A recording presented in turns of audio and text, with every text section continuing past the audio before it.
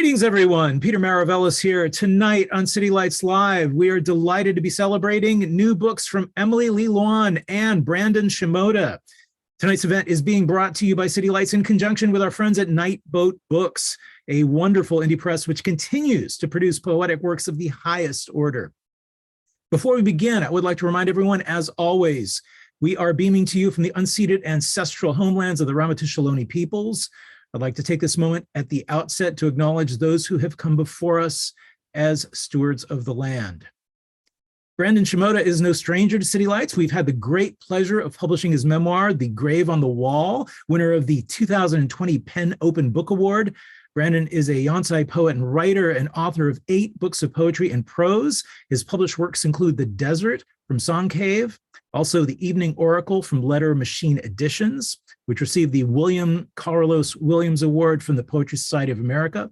He is also the curator of the Hiroshima Library, which is a reading room and collection of books on the atomic bombings of Hiroshima and Nagasaki. He teaches at Colorado College. Tonight, we're happy to be celebrating the publication of his latest book, Hydra Medusa, from Nightboat Books. Joining Brandon in reading and conversation is Emily Lee Luan, someone whose work has caught our interest here at City Lights, and we've been watching for a while now. She is celebrating the publication of her own new book. It's her debut poetry collection. It's titled Return. It is also published by the ever-groovy Nightboat. A former Margins Fellow at the Asian American Writers Workshop, Emily is the author of I Watched the Boughs, selected for a Poetry Society of America Chapbook Fellowship. She makes her home in New York City. As mentioned, both Emily and Brandon will be reading from their work and then engaging in conversation. We'll leave a little time at the end of the evening for you all to ask questions. So please post your comments and questions in the chat function of your Zoom dashboard. Without much further ado, it is a great pleasure to welcome Emily Lee Luan and Brandon Shimoda. Welcome to City Lights. Thank you, Peter. I think Emily's reading first, right? I'm gonna disappear. Thanks everybody for being here. I'm so deeply excited and honored to be reading with Brandon Shimoda. Brandon's work I've admired for a very long time. And also just feel like his work and really generous scholarship has been really important to a lot of poets I know. And so thank you, Brandon. Really excited to be celebrating your book.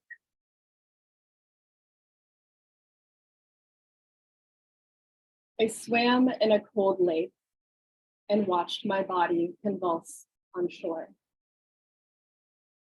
My body, a flight attendant's body, one of the ones on a Chinese airline.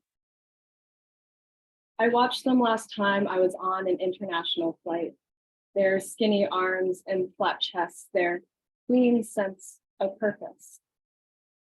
I had an aisle seat, and they bumped my elbow with the beverage cart, said sorry to me in 2 languages, both of them mine. I thought I could be a flight attendant, and in another life I might have been. My cousin is a flight attendant on Eva Air. My other cousin, born 3 days before me, who wants to be a model, tried to be a flight attendant instead. But she didn't get it, said there was too much memorization and she couldn't remember everything. I secretly know I'd be a great flight attendant. I could discreetly close the overhead bins, twist my hair back, tie the service apron on, hand out hot towels, blink my eyes big, say, tea, tea, cha, cha, all the way down the aisle. When offering small sandwiches, I might stare out of one of the windows, imagine the ocean blue. Or say, when cleaning up a toddler's vomit, I might yearn for a less solitary life. But otherwise, loneliness might be okay when surrounded by other flight attendants in the sky. My body, a body made pretending to bodies in flight. I breathe in the air of neither here nor there. I'd remember everything about my lives on Earth.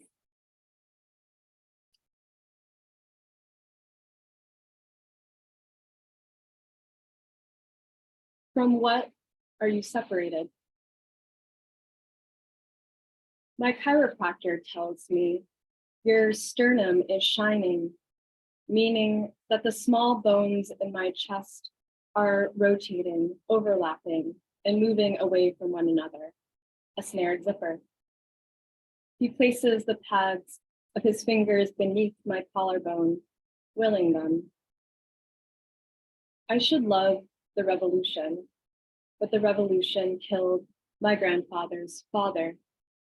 He was just a rich man who smoked opium, read the stars, and arranged marriages, they say, who was brought to his knees by his own village. His sister was paraded through town with a wooden sign around her neck. She knelt in the center for hours. The sign was hung by a metal wire.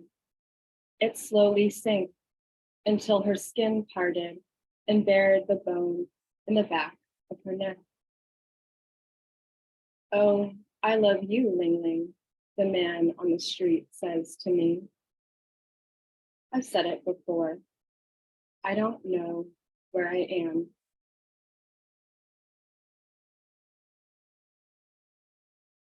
This next poem is one of a few reversible poems in the collection, which are adapted from a classical Chinese form, poetic form, where you can read the poems forward and backward. And in this particular form, the words are, the characters are arranged in a circle. And so you can start from any point in the circle and read forward and also backward. So that's my, this is my kind of take on that form in English. She's the only one who hears me sing. She's the only one who hears me sing. The only one who hears me singing, she. Only one who hears my song. One hears me sing, no, she's the only. Who, me? I'm my only. Hear me sing her only song. I sing, and there's my only hearing. Sing her to only. Sing me into hearing I, who is my only. Hearing why my onlys, she sings. Who's hearing one's to singing? One, the only one, only my only, sing me. The she who sings, hearing all the way to one. She's singing, in it I hear my onely.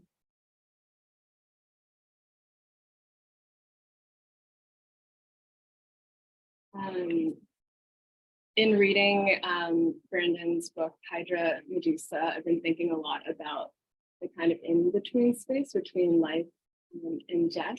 And so I thought I would read the one longer poem I have in the collection that's kind of, I feel like exists in that space.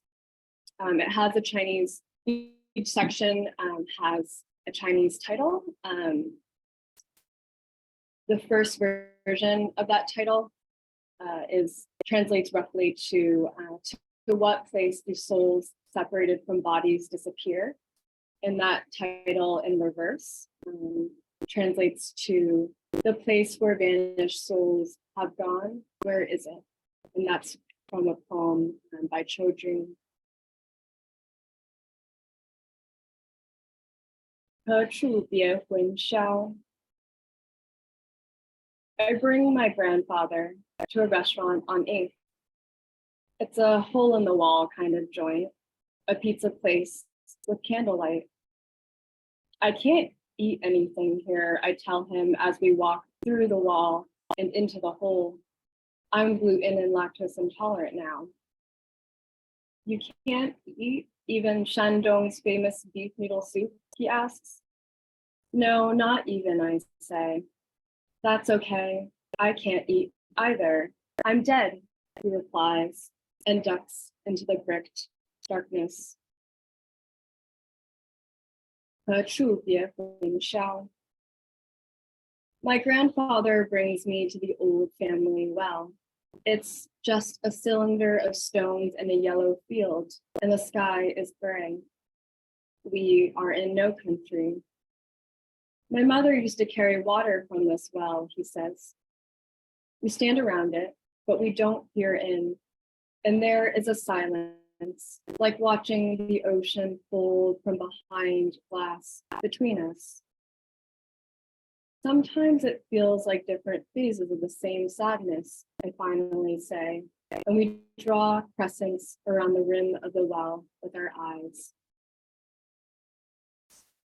何处别混淆. My grandfather and I eat a steamed trout. We start with the meat on one side of the bone. When we finish, we flip the fish together, my chopsticks on the tail, his wedged in the hollow beneath its jaw. As we eat, moving towards the head, our language unhinges. His accent grows northern, right on the second syllable. Mine dissolves, mouth gone to water. By the time I empty the tender meat of the cheek, my grandfather is tapping rhythms for me with his chopsticks against the spine of the fish. I offer him a fish eye. Together, we chew them to seed. Each of our eyes, in their dead way, swivels and blinks to each other from our stomachs. 何处别混淆. I stand with my grandfather on Wuzhi Mountain. He holds up his outstretched hand. 5指, he says, 5 fingers, so that I can understand. We look beyond the clouds shrouding the mountain, past Shunainai's stone grave. Are you okay with being here forever, I ask. I'm not sure I have a choice, he replies, and grasps all 10 of his fingers together. 销魂别处合. My grandfather and I board the train down the coast. We have our banchuan, our soy milk.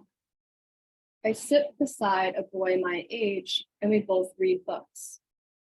I imagine we're young lovers in a Taiwanese film, drawing open the curtain and looking out together when the ocean comes. I can see the top of my grandfather's baseball cap a few rows ahead of me.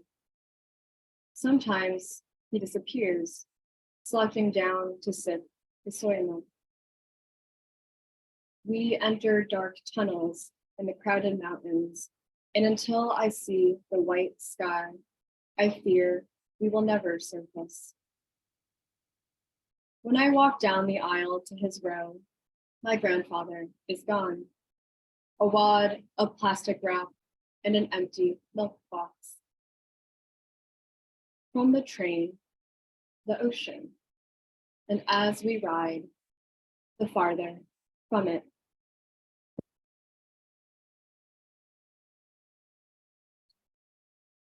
This is going to be my last poem. It's written after Khalil Gibran's poem of the same name. When my sorrow was born. When my sorrow was born, I held it, a dark pearl spit from its shell. And I remembered the salt that had rounded it centuries ago, before I even had a mouth. And my sorrow was unafraid, and it gave me back my bravery and my anger, walked me to the tossing water and proclaimed the water mine. My sorrow held me and did not tell me not to cry, and the girls about me watched our sweet days together with longing, for they too wanted to be held by something with fingers as slender and delicate as my sorrows, fingers that tapped their temples and had them see how they had been wronged. And those who longed for my sorrow would never have a sorrow like mine. I knew that, for my sorrow had a forest black mane like mine. And my sorrow let me say, I, mine. And my sorrow sat with me on the fire escape all that breathing winter. And my sorrow would not let me into the water. And my sorrow deveined shrimp and patterned them on my plate, brought me a wide bowl brimming with broth. And we ate fried eggs with chopsticks. We waited for my joy to come. Thank you.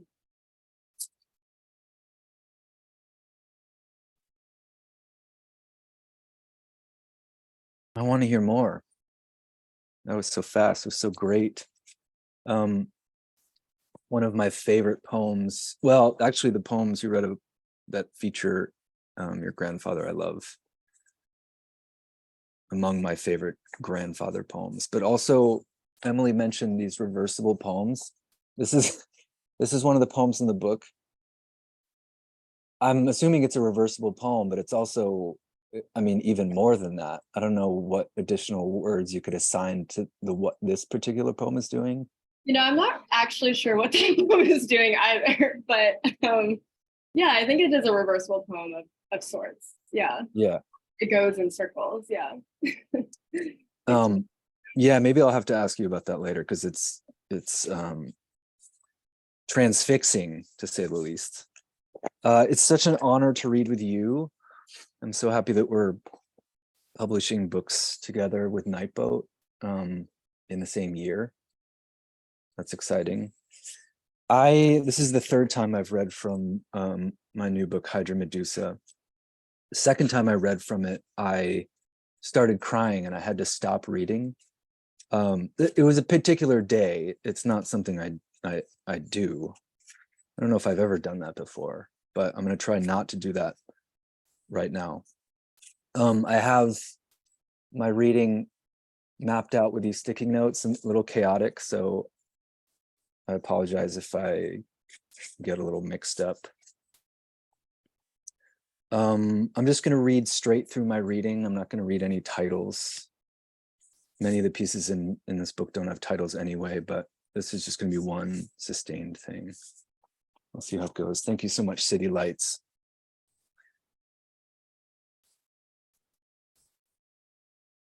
I had a dream last night that a rainbow was burning. I had a dream last night that the war fit on the tip of a finger. I had a dream last night that a scream did not need a hill to gather speed to reach the people. I had a dream last night that a border wall was built. Carved into the wall were millions of alcoves. In the center of each was a bright red candied apple. The wall was a mausoleum, part altar, part orchard. A man sat beneath a tree. The tree was dry, its leaves hammered teeth. The shadows too were dry and hot. The sun connected directly. The entire wash looked like it had served fire seasons ago. The man sitting between black roots was lost or looking to lose what was following him to the desiccated end of an artery. The man had been walking 2 days, 5 days, was stuck to the ground, had a toothbrush in his pocket, hung his teeth on a limb, the toothbrush in its packaging.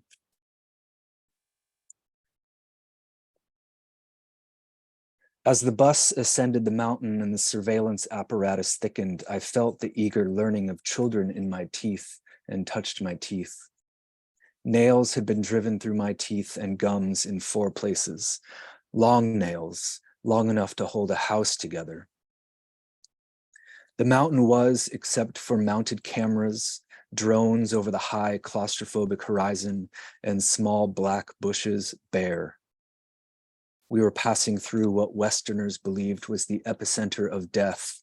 We were headed toward it, returning to it, the West, the most ritually recursive flame in paintings of naked figures, turning a massive wheel that grinds and motivates the earth to sacrifice its organs for the wholesale suffering of the people, bearded and asleep in the form of bubble-like angels. I pulled the nails out. I could taste the steel, the occasional insect, shiny object, clandestine piece of surveillance equipment, wing of a weaponized mosquito. The landscape was meant to be dreaded. I could imagine being a child in it, walking with my siblings, taking a break in the lee of a bush, thinking about our aunt's massive pots, long scarves of ocean.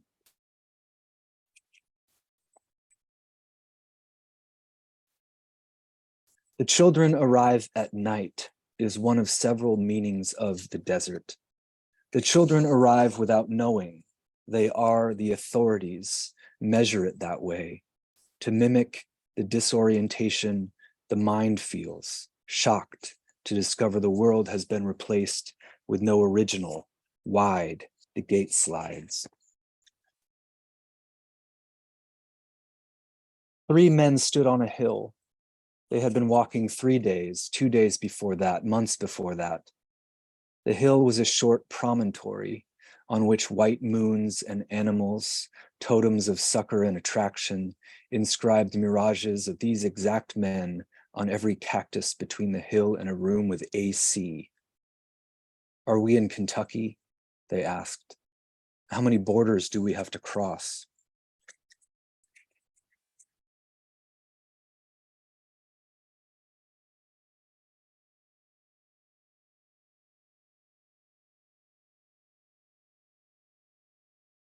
I had a dream last night that an island folded in half.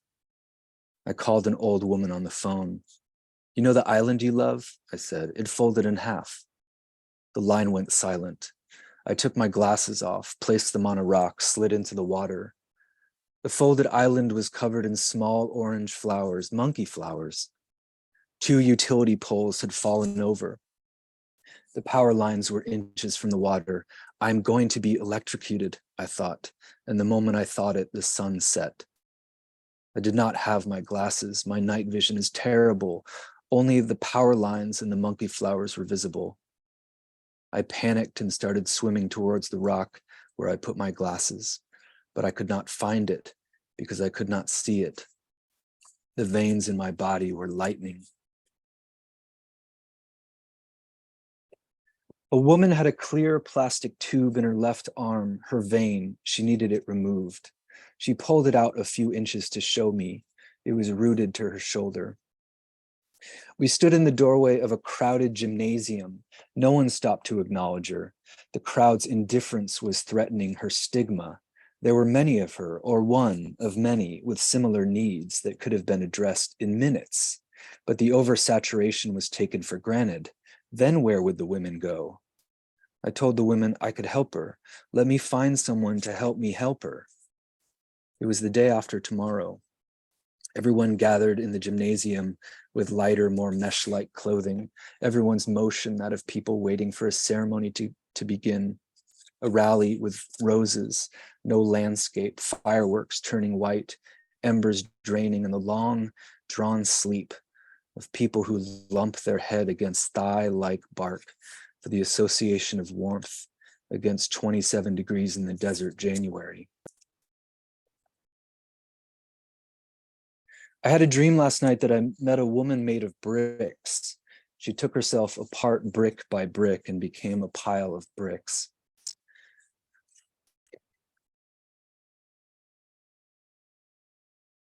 I had a dream last night that a man gave a performance in which he visibly aged. When the performance began, he was young. By the end, he was old. The stage was large. The space for the auditorium was small, no seats.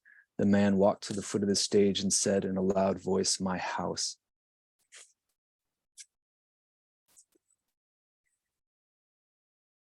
A shrine burned down and was replaced with a shrine, identical but empty.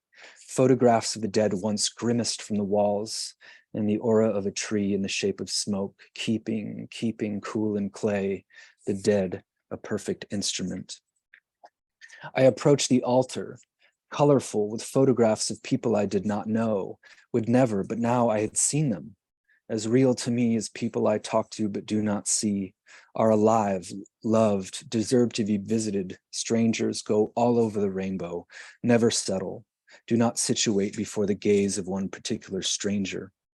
The dead were not gazing. They wanted it to be over, their reflection to be stronger, like a lunar sound, materializing a hymn of thanksgiving. To the missing, living, the living are late, always clutching their face. What a place, faces, immunizations. I had a dream last night that death was not called death. It was called expectoration. Upon expectoration, a mask, hard, made of something like wood, grows over our face, and our face turns to liquid. The liquid cascades down our body. I had a dream last night that respectorate was a word, a verb meaning cough up or spit out, phlegm, sarcasm, laughter, disdain, in the manner of Clarice Lispector. I had a dream last night that I was in a cult. Cult life consisted of sitting at long cafeteria tables in the ruins of a Japanese-American concentration camp and applying lines of whiteout to 8.5 by 11 sheets of sandpaper, straight lines, vertical. I could not get the whiteout to cooperate. My lines were uneven. They wandered and bled. I was given demerits, then handcuffed and escorted to the edge of the camp. The bookstore was in the woods. A creek was filled with leaves. Reflections were not trustworthy, but still accurate, medicinal, predictive. The proprietor was Japanese in his 70s. The bookstore was his house. The bookstore did not end. I was in his living room looking at his family photos. I was in one, a baby, a glass menagerie, spies, I thought. I remember one book, stories set in Shimoda. The inn was called Shimoda. The baby was not me. Babies live in craters, covered in grass, houses buried up to the second stories, bomb shelters. The man sat at a large drafting table. What is your name? I asked. He wrote it in cloud-like letters, Da, Nagasaki, Nagasaki da. I wrote my name next to his, Da, Shimoda. The woods were filled with throats, no clearing, no one read, books, disintegrating at the base of trees, emitting the smoke of spores to see. Can I live here? When I get to the end of the hallway and enter the cafeteria, I will lose myself. I will still be loud to myself. I will not be following anybody. I will be once again nameless, insignificant, without fingerprints. I had a dream last night that I wrote a book about my grandfather. Here's the first sentence of that book, the first paragraph of that book. My grandfather had one memory of his childhood in Hiroshima, washing the feet of his grandfather's corpse. He was 6 or 5 or 4.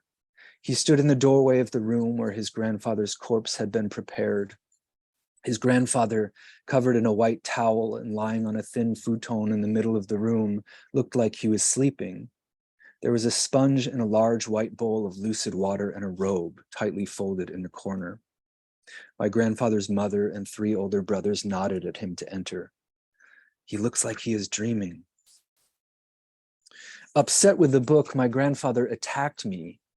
He had the fortification and the force of all our dead behind him. And they too were upset with the book I had written. So his attack was their attack. I should have given into it because if their attack was sincere, and if it satisfied the extent of their being upset, then I would soon be joining them and become part of that force. And yet, I tried to escape. I ran into a building.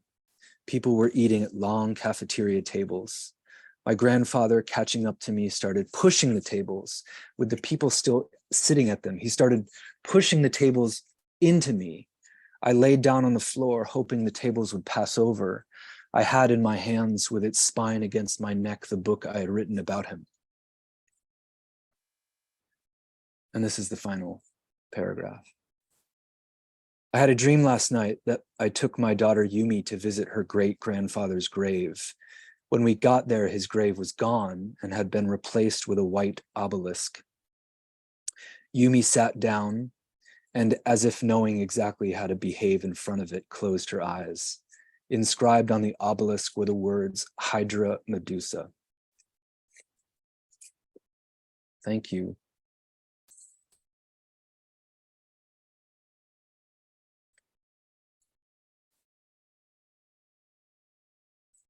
That was amazing.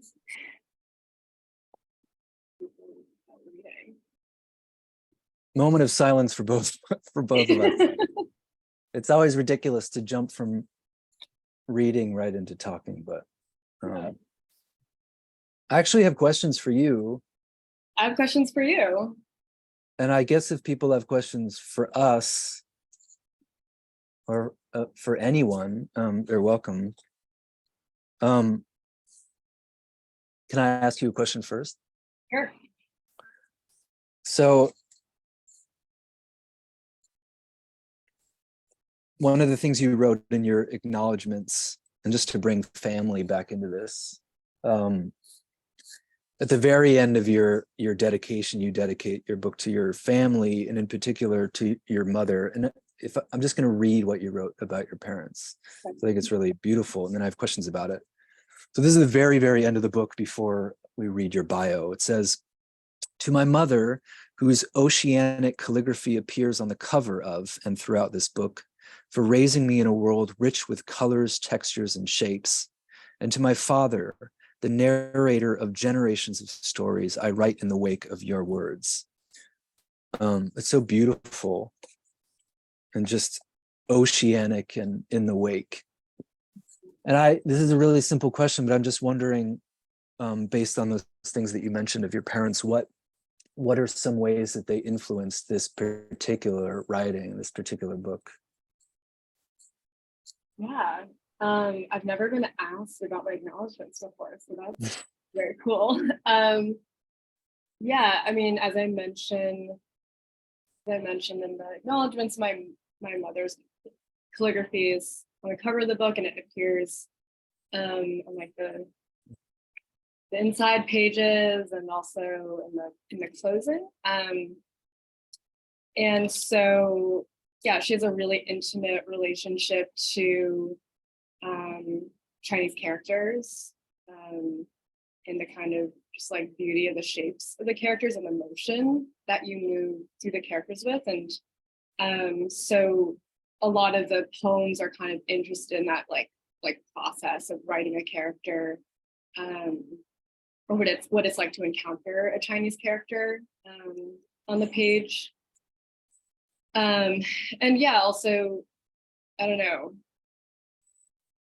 growing up, my father just like told us so many stories. He's would just like make shit up. Like he would make up really crazy random stories. He would like retell. He like retold us parts of the Bible. And also a lot of the book is formulated around his telling of like certain family histories to me. And you know, kind of my negotiation with those stories in, you know, what I've been told versus going back and, you know, having him rehash stories to me and like seeing that I've remembered them incorrectly, or also doing research just on the kind of the actual history of those times, and especially the migration from that my paternal grandparents did from China to Taiwan, doing a lot of research into that and kind of just, you know, seeing where politically I like disagree or agree with some of the histories, and also, yeah, seeing how a lot of also what I was told was maybe factually incorrect. And yeah, so I think the book kind of flows out of that kind of place of intersections between all those different stories and timelines and histories. Yeah.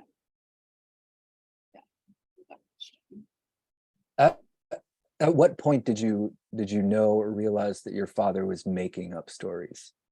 Were you aware of that pretty early on? Well, there were some stories that he told that were like canonical, like the Monkey King, you know, but he would kind of retell it in his own way. But I think I specifically remember him telling me the story of Jesus Christ, like what, like the various parts of like him, of Jesus being put on the cross. And I remember specifically, I was very young, but I remember being like, that sounds like something I've heard before, but like totally detached from, you know, the stories of the Bible that I maybe heard in school or through other kids. And I think I remember kind of, now I like think I was poking a hole in what he was doing, or seeing that he was kind of revising in his own way. Yeah, that's crazy.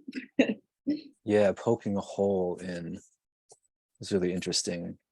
I have a question that kind of follows this, or thinking about memory for you. I'm going to read just a little quote from one of the longer essays in the book. So you write, writing about incarceration, reciting its history, runs a risk of letting it pass into the biblical realm, there's the Bible again, where the suffering of injustice becomes allegorical, therefore instructive, assuaging future suffering with a moral of survival. And you kind of go on to talk about the now, what you call who we are constantly failing to become. So kind of curious to hear you talk a little bit about just that quote, but also kind of what your relationship is to writing about the past, and how you kind of see it running up against writing about the future. So Yeah, that's huge. One thing that it's very easy for me to forget about what I wrote. So the sentence you just read, I remember writing. I remember it because we went through the book so many times. But one of the things it reminds me of is writing while angry. And I mean, this is I'm going to try to answer your question, but I just realized how much of what I've written, or what parts of what I've written, were written while angry. And that's actually a question I had for you about anger. I had a question about anger, but yeah, I think what I wrote about, either writing about or telling the story of Japanese American incarceration, or even telling it as a story, I think at that point, when I was working on that particular essay that passage is from, I was starting to worry and maybe become even frustrated by the narrativization of this particular ongoing historical event / trauma. That it seemed to be allowing itself to be used as an example, certainly with things that are going on, maybe always. I mean, it seems like once Japanese American incarceration became known, once it was sort of revealed as something that did in fact happen, it started to recur as an example, whether it was mentioned by the Supreme Court in dealing with certain cases, or if it was mentioned in the drawing of legislation, or more recently in talking about migrant detention and family separation, and all these correspondences that are real and incredibly painful, but that this like intonation of the experience of Japanese immigrants and Japanese Americans during World War II, as an example, made it seem almost, to me, biblical in nature. And I think that at that point, it becomes really slippery, in the sense that you can slide right off of it. My my eyes glaze over and I become, I know what's going to be said. And so if I know what's going to be said, I kind of tune out. And this is also in relation to how I think many people in the community, for very legitimate reasons, talk about the history, people who went through it. There's like a particular even cadence and rhythm to the kinds of terminology that's used and the way that it's remembered, that it becomes almost song-like. And I think in becoming a song, talking about barbed wire and guard towers and Pearl Harbor and dust storms and so on, in becoming a song, it also becomes a little bit slippery.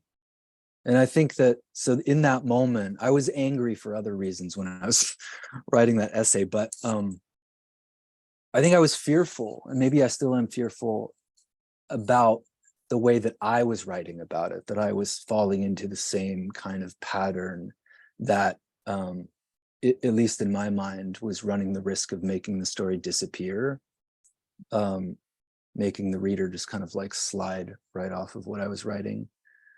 So that's that. I think that's also connected to the question about memory. It's yeah, right.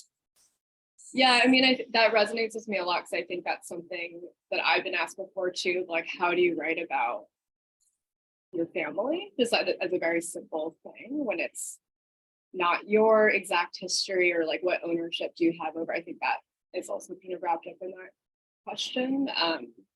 But I think what struck me about that passage is that you're kind of naming the fear and naming that slipperiness that you're describing. Kind of made me trust that moment, because of the naming. And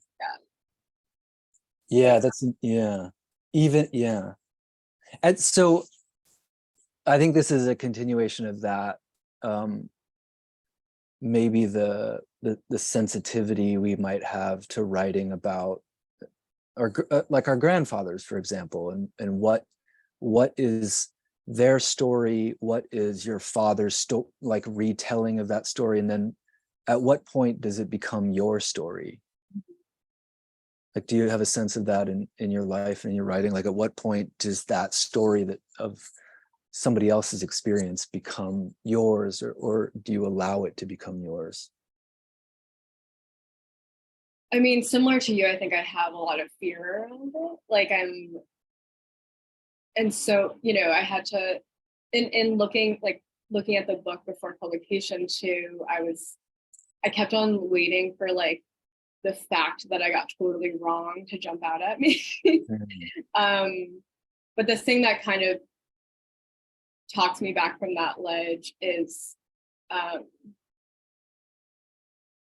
just remembering that the book is, or my poems are trying to make sense of the fact that I could have gotten it wrong, or I likely got it wrong, and that everybody gets it wrong, actually. Like, that's the sort of point about memory. But yeah, I don't know if I have an answer to that question. I still, when you're far from living on a land that you quote unquote came from, like, I don't think you ever feel a sense of like full ownership or that story becoming yours. At least not to me. But, yeah. Not a totally satisfying answer, but totally satisfying. Well, there is no satisfying answer in relation to that, these questions, I think. Yeah. I'm seeing that there's some questions. I had a question for you about dreams, and it seems like other folks do too. Do you want to talk a little bit about dreams? Yeah, so Dot Devota, who is upstairs, she writes, or she asks, I mean, she's currently putting our child to bed, so maybe this is relevant in a different way too. Are our dreams, where'd it go? Are our dreams owned by the dead? Are our dreams poetic practice do you fictionalize dreams? Are dreams dead serious? And then Steve Fujimura adds to it, why dreams? That's a whole bunch of questions in one. Are there any dreams in your book? I don't think there are dreams. There are like dreamscapes. Like I feel like the longer poem I read, I think of as a little bit of a dreamscape. But they're not like pulled from my dreams. Yeah. Also, I think maybe helpful for folks. I know you read a lot of the dream sequences, but like they're like, I was thinking about how they bookend the book. Like there's the series of dreams in the beginning and the end, and there's also the longer prose piece in the middle that is like one longer dreamscape. Yeah, but I also basically have a question that Steve has. Why dreams? And how do they function for you in the book? Yeah, maybe I'll have to cherry pick some of these dreams questions because I mean, dreams are really difficult to answer questions about. The last one of Dot's questions is, are dreams dead serious? And my first response to that is sort of a facetious response, which is that dreams are the dead being serious. Yeah, what's dead serious? That's such an incredible, what is dead serious? I love that question. Yeah, I think I've talked about this a little bit before. I think actually when Jackie Wang's book came out, her Nightboat book came out, which is also filled with dreams, and I was thinking about that book. Yeah, it's incredible. Yeah, we read together and we were talking a little bit about well, first of all, I feel like dreams are they're dead serious in the sense that they're real. I mean, another part of the question is, do you fictionalize dreams, which I guess suggests that they start as nonfiction. There's very little difference to me between a memory and a dream, in that they're both a creation of, like a recreation of an experience.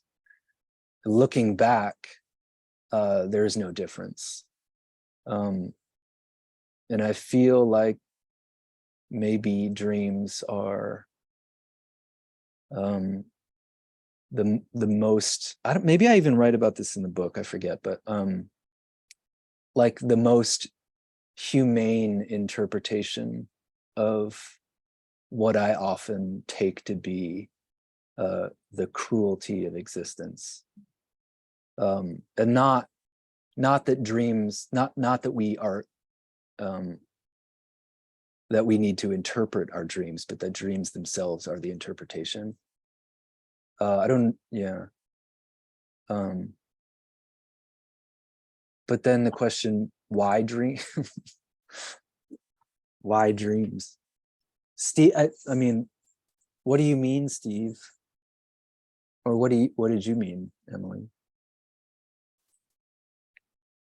I guess my question was, and this might be different from what Steve is thinking about, but like I was thinking about this a lot with Jackie Wang's book too. What does it mean to write down a dream? First of all, like what does it mean to take a dream, which isn't in language? It's like in images. I mean, there's language in dreams, but to me, it's like a projection or a landscape or or images. And then what does it mean to then translate it into language? Yeah, I think that, and so it's kind of like, why write a dream down is kind of how I was thinking about that question. And what does that process mean to you, maybe? yeah, I think there's a practical answer to that. This is like the really boring answer to that, but there is a way that a book is just my attempt to improve as a writer. the book is both a record of that, and the book is like the way to improve. And I think the really boring answer to that is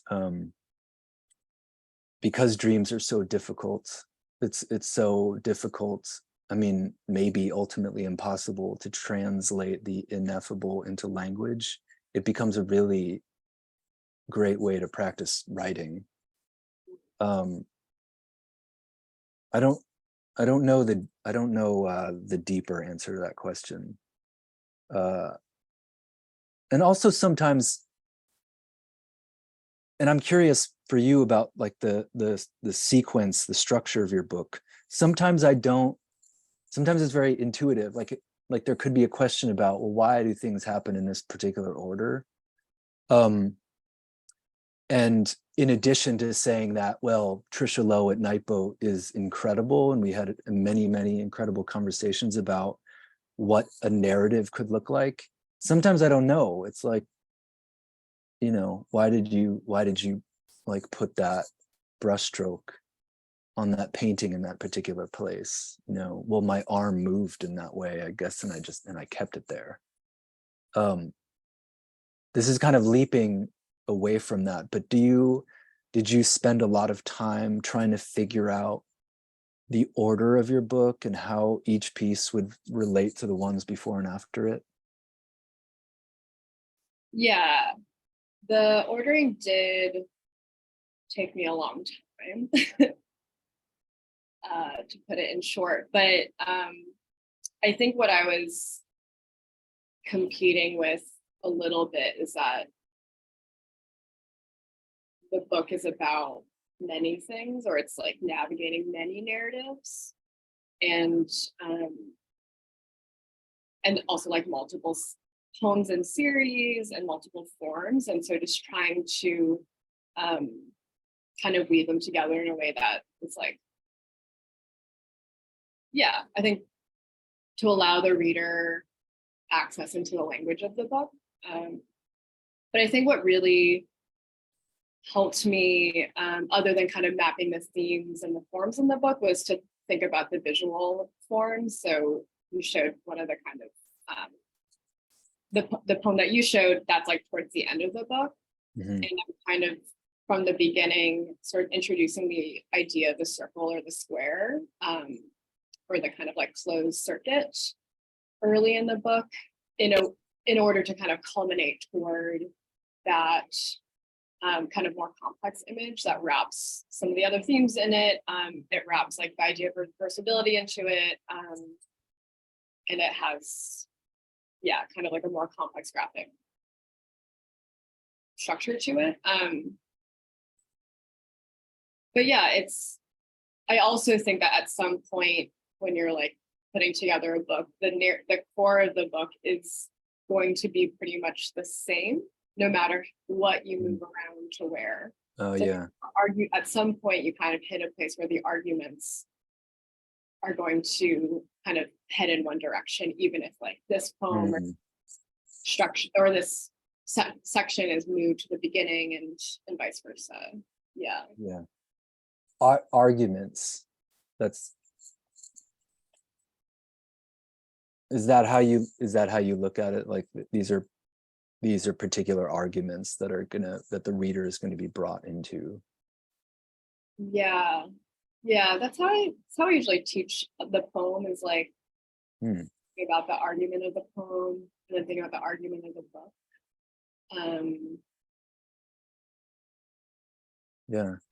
Yeah, kind of a broad idea of arguments. I have to ask about reversible poems, because one thing that your book, I do spend a lot of time reading notes and acknowledgements. It's like reading liner notes in a record. Like you gain so much, you gain so many sources by reading the liner notes. So throughout, there are various forms of reversible poetry in your book. And you also cite this book, Wild Geese Returning, which is a book about Chinese reversible poems. And in it, I think one of the most astonishing pieces in this is a poem written in the 4th century by a woman named Su Hui, and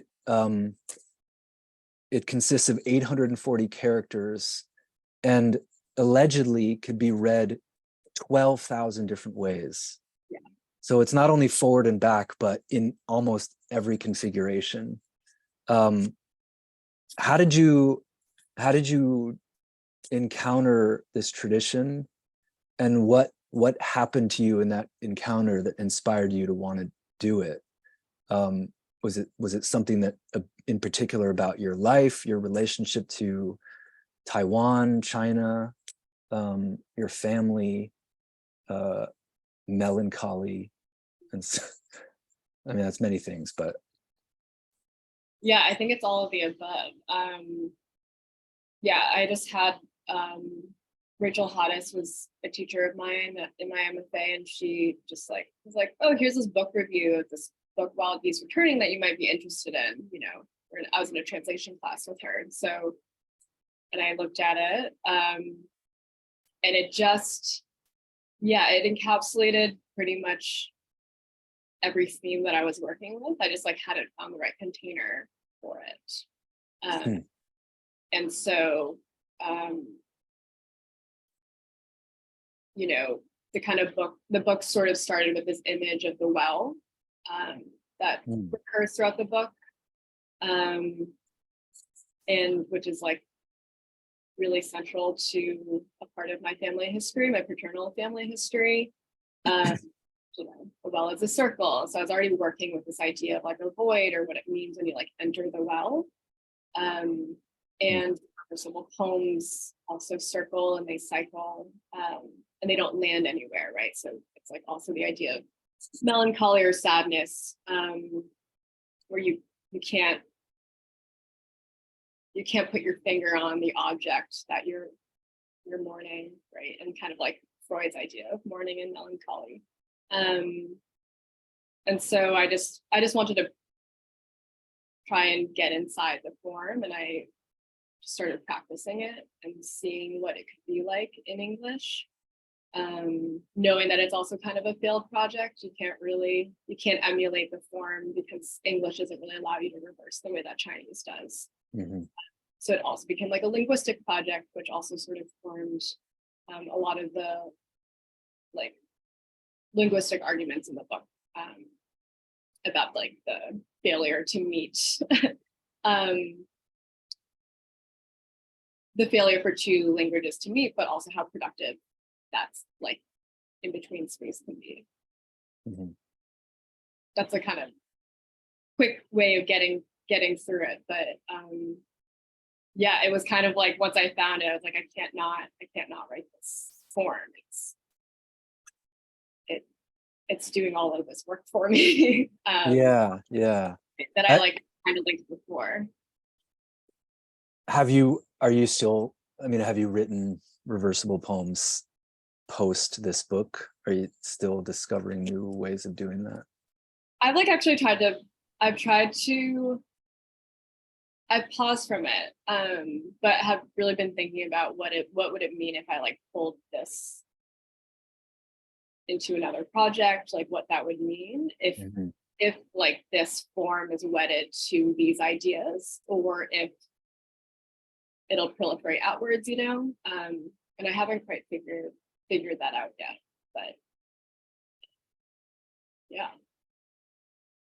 Yeah, there's an amazing moment. So in this book, it's quoting another writer about this incredible poem that was embroidered, by the way, right? Actually, randomly, because I just took it off the wall, but I have a like framed copy of that poem, which is from the book. But this is like the visual representation of this reversible poem. But each of these lines is character. It's a huge block of characters, essentially. Yeah. And so she wrote it specifically for her partner who had been exiled to the border. Yeah. But there's this incredible line in the book that says, she felt hatred and regret. Thus, she embroidered the reversible poem. I was like, because she felt hatred and regret, she embroidered a reversible poem. So then I started thinking, well, then I just noticed that, like, the repetition of anger and sadness in your book, like the words anger and sadness, in addition to the feeling, and how that, at least in what I just read, it like leads necessarily to reversible poetry. Yeah, I mean, the thing I'm kind of missing here is just like how emotionally rich the form is. Like they're often about exile, they're often about melancholy, because the form so perfectly enacts the feeling of, not being able to return, not being able to be with the one you miss, right? But yeah, it is incredible that she kind of wrote this out of spite in many ways, out of anger. And I know you were mentioning earlier writing angry. while angry. Yeah. Do you feel anger now when you or does it feel like a displaced anger now that it's in the book? And I know you mentioned you felt emotional reading it recently, what's your relationship to like anger in the book now? Well, the anger is renewable. I think the kind of anger that I felt going into that particular piece, yeah, I think yeah, maybe there's something reversible, irreversible, or infinite about certain kinds of anger, especially if they're related to violence, or trauma, or things that were done to your community or to your people. I don't know if that anger goes away, but maybe, I don't know. I guess I'm trying to learn something about anger through reversible poetry, or spite, or hatred, and resentment and regret. Yeah, in reading Hydra Medusa, and the places where I have a memory of maybe being really charged, being really upset, and then whatever I wrote being actually a consequence of being upset, that it wouldn't have existed without me being upset. I'm not yet aware of what happens when I go back into those moments. It is like I'm looking back at a previous version of myself, but the emotion that I experienced that led to writing, it still exists. It's evolved into something else that maybe is, well,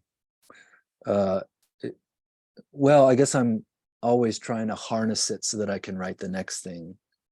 There's I'm going to say something that's not true, but it's just what came to my mind. There's very little that I write that is not in some way connected to deep, abiding frustration. Why doesn't that feel true to you? Why doesn't it feel true? Because I don't know. That seems pretty miserable. I hope it's not true, but maybe I've sort of wandered my way into subject matter about which I naturally feel frustrated all the time anyway. I mean, so much of Hydra Medusa is about living in Tucson, Southern Arizona.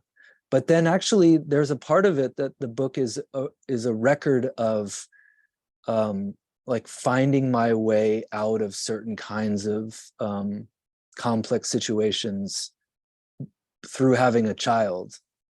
The end of the book is like my daughter begins to appear and she begins to speak. I mean, her words are in the end of the book. And not that having a child dispels or displaces any of the frustration you feel about life, and maybe it even like illuminates it in a way that becomes more interesting or useful. But there's new qualities, I think, that are added to that, to anger, which is maybe part of that evolution that I'm trying to understand. And I don't know, I just on a basic level, the fact that, I mean, you read that poem that has the word sorrow repeated many times, and that anger and sadness do recur. What are those emotional states? What do those mean to you in relation to your writing? Speaking of like spite, I started writing all of these poems with the word sadness in them because I was just finding that people would see a poem with that, or like even especially the phrase like my sadness. People would see a poem with that phrase in it and deem it, they'd be like, take that out. Or they were, it made people uncomfortable. Or it seemed, I think, like it risks a lot of sentimentality. Like I just think people reacting to it. And I just kept on noticing that. And so instead of taking it out, I insisted on it. And I think, again, kind of as like a part of my practice, just to see. So I kept on feeling like I wanted to put that phrase or that word into my poems.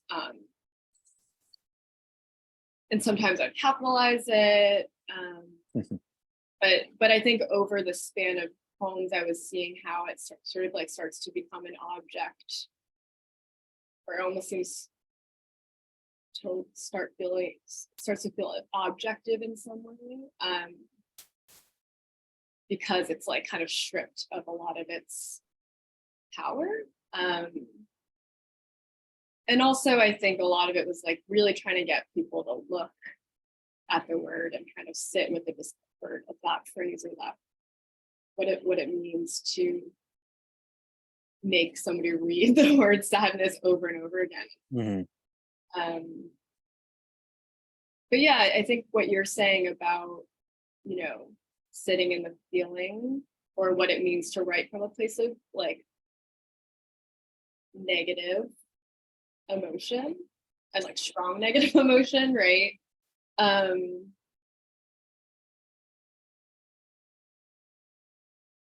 Yeah, it's like if you read the poem, sorry, what am I trying to say with this? I also have the experience of feeling like I was really trying to understand a time in which I had a lot of sadness. And so I felt like I needed to write about it. And now I feel kind of slightly removed from that time. And sometimes going back into the poems, I'm also struck by the like resurgence of that emotion in a surprising way. But then it's, I run up against this question too of like, should I then be sad all the time when I write? Like, should I, get myself to a place of emotion in order to write poems? Like, I agree with you. I don't think that's what I want for myself. And I hope that's not true, that that's the only place that I can write from as well. But yeah, I don't know if I answered the question, but. Yeah, no, I mean, it's funny that those are considered negative emotions. Right. I mean, especially an emotion or a state of being like sadness that does have the potential to generate a lot of creative life. That seems like the definition of positive, something that actually proliferates. Right. Yeah. Yeah, there's something similar with people saying, oh, you got to take out my sadness, that's too sentimental. I mean, one, I wonder where that's coming from. Yeah.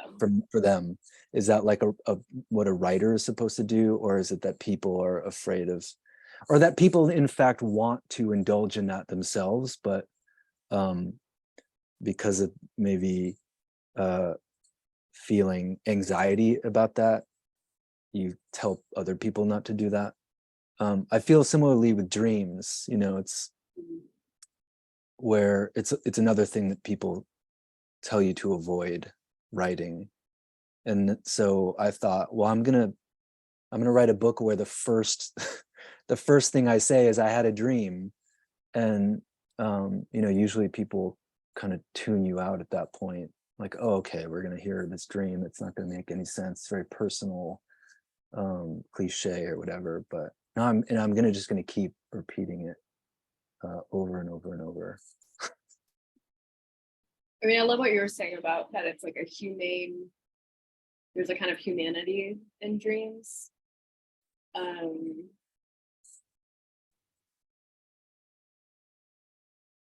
just keep on coming back to that. And in that case, it's also productive, right? Yeah.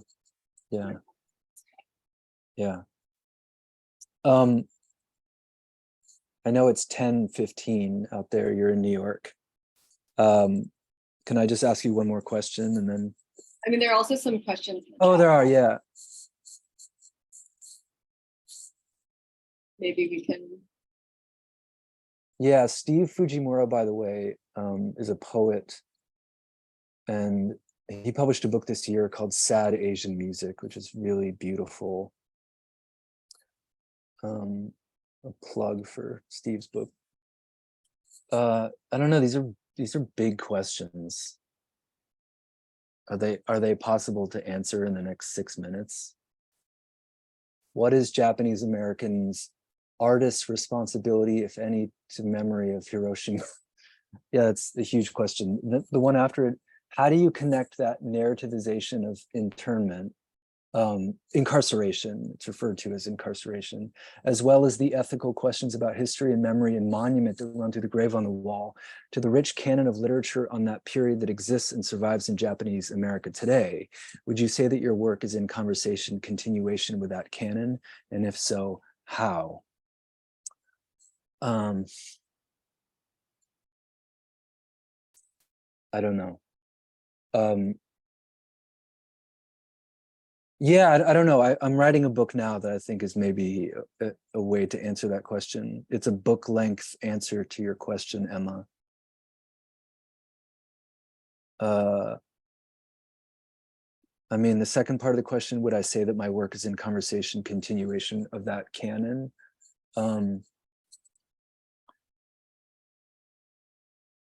I mean, I hope so. I'm in conversation with many of the people who I think produce that canon as friends, as people in my community that are meaningful to me.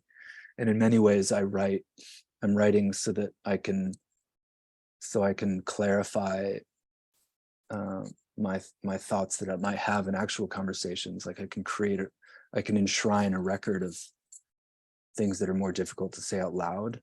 So then I write. So yeah, in that sense, not necessarily a tradition, but an actual conversation. Like that's really important to me, that especially if I'm writing about quote unquote Japanese America, that that is grounded in conversations I'm having with real people. And that it becomes a record of that. I mean, I don't know, that's not totally an answer to like a much deeper question, but have you shared, I mean, I imagine so, your book with your family, and what has their experience been or their response been?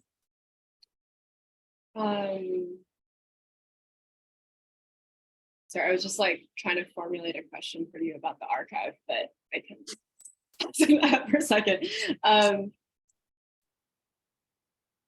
Yeah, I mean, my dad loves poetry, and so Chinese poetry, and so he's kind of been making his way through the book.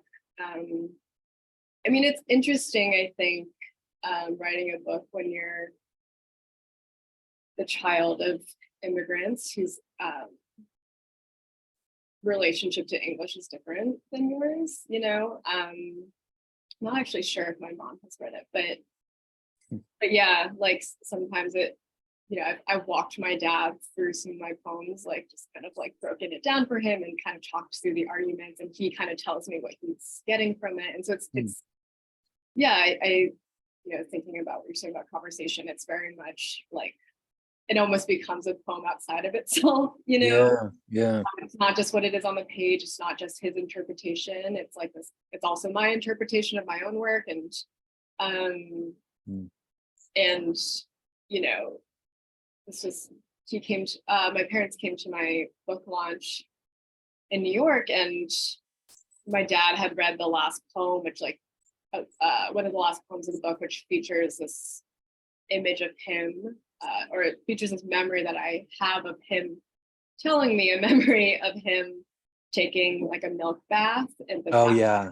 in the Yeah. factory that he used to work in, and he was kind of just like telling me, he like retold the story. He's somebody who also like we asked to tell the same stories over and over again, and Mhm. he told that same story to us at dinner, but kind of elaborated, you know, about the imagery, and just like the images are so different than the images that I created in the poem. And so that's kind of become, you know, another part of the experience of having the book out in the world is this like, there are all these addendums I have now to these memories that are in the book. And that's been cool. Yeah. Yeah. Wow. Yeah. That, I mean, I guess part of why we're here is because, well, obviously we wrote books, but this book is so good. It's so invigorating. I mean, I don't, refreshing is maybe a really weird word to use, but it feels, there's something maybe even like the milk bath. There's something very refreshing.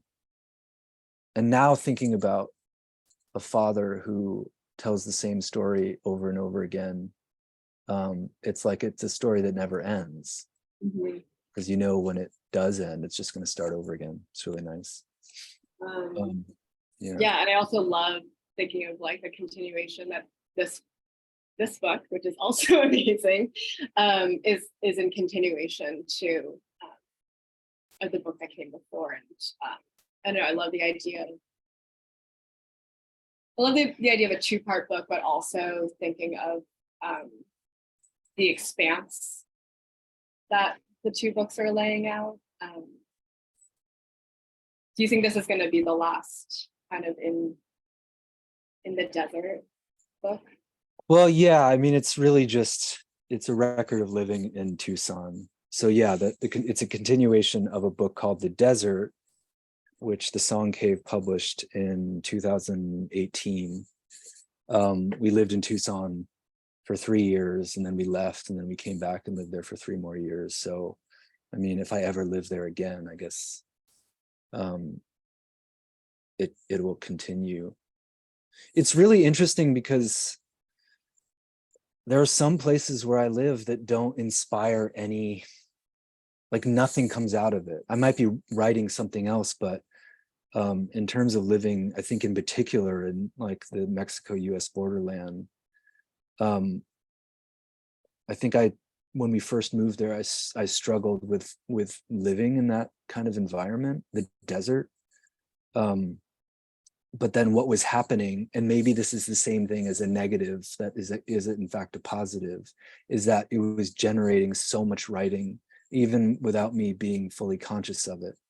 And then I live other places that don't produce, it is negative because it produces nothing. Like it doesn't incite my consciousness in a way that other landscapes do.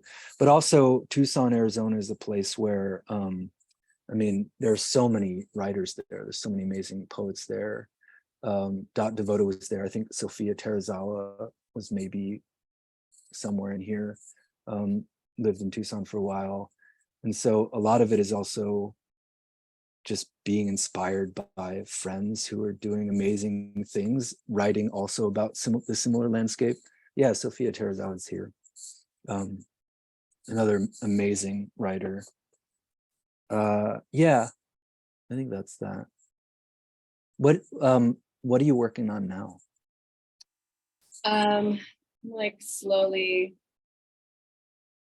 I like rewrote a lot during the pandemic, so I'm kind of starting to formulate that into something. I don't really know what yet, but I think it'll also be about landscapes, geography. Been doing a lot of research on Taiwanese geography. So yeah, that's kind of where it's at right now. And I feel like reading Hydra Medusa has been really kind of instructive also, and thinking about landscapes and yeah, how to kind of write across a landscape. I should mention there's one poem in here that I wrote in Tainan, Taiwan. Oh, really? Yeah, it's on page 71.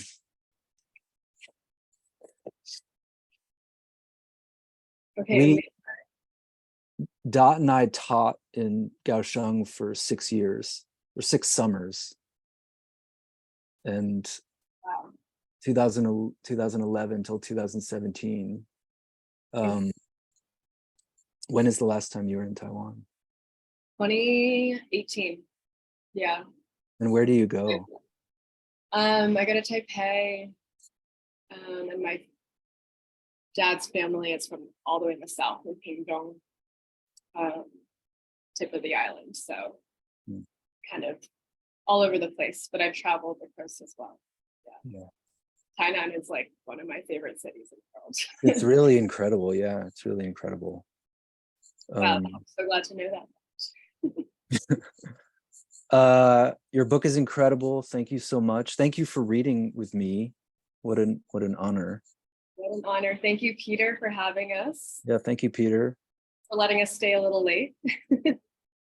Such a pleasure. I mean, thanks to you both for gracing our virtual halls, and the candidness and the honesty with which you both spoke about your work. I mean, it's been breathtaking and very, very touching, and it felt very special experiencing this window into your work and your process. So Emily, congratulations on a remarkable poetry debut. Brandon, always auspicious to have you in our orbit, and really want to thank Nightboat for continuing to produce such material of fantastic quality. Please keep up the good work.